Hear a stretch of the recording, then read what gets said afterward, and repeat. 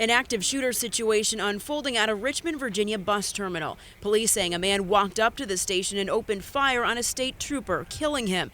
The suspect was shot dead by police. In all the chaos, 2 bystanders were also hit and taken to the hospital. Tonight we're learning Trooper Chad Dermeyer was killed, sustaining multiple gunshot wounds. I had my hand on the door handle when I heard 2 gunshots go off. I didn't think there were gunshots, but then there were like 5, maybe 10 more after that.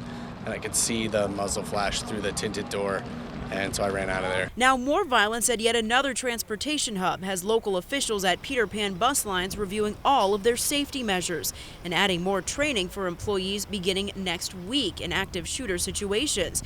Vice President of Safety and Security Chris Crean tells Western Mass News that Peter Pan bus lines in Springfield is always guarded by a 24/7 security team, but they also partner with Springfield and State Police, who can often be seen monitoring the station and doing walkthroughs. Crean tells us in a statement, "It is a very sad day. I don't care how prepared you are, because in active shooter situation, you have to act very in the moment." In light of active shooter situations targeting locations across the country, Peter Pan Bus Lines has also trained their staff in just such a scenario, and they have an active shooter protocol should they ever need to follow it.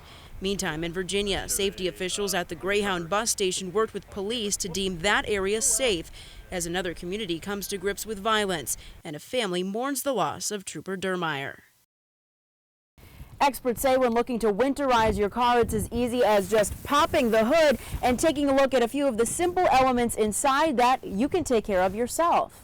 Steps like checking your oil, making sure you've had a recent oil change to keep your trip safe, but also checking the level of your wiper fluid. You want to make sure you have plenty during those winter storms to keep your windshield clear.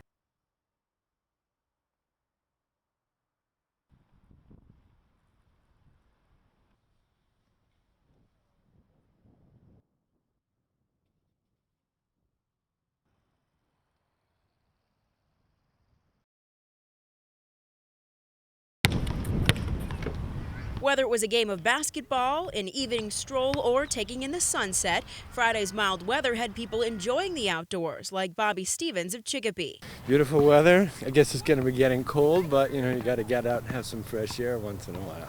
But it seems New England's early spring will soon be playing a cruel joke on all of us, transforming evenings like this back into February-like temperatures with this dismal 7-day forecast. Sunday, Monday, even into Tuesday, temperatures in the 30s. It's not all bad, though. Our first warning weather team says despite the couple bouts of snow we have to deal with Sunday and Monday, the April sunshine will be enough to melt it within just hours. Although some people say they won't mind the springtime dusting. Rather see snow. I love snow. And if you're a New Englander, you'd better be prepared to deal with snow, even into the spring. Stores like Rocky's Ace Hardware stocking the spring planting supplies right next to the piles of salt. It's New England. Everybody should be used to this.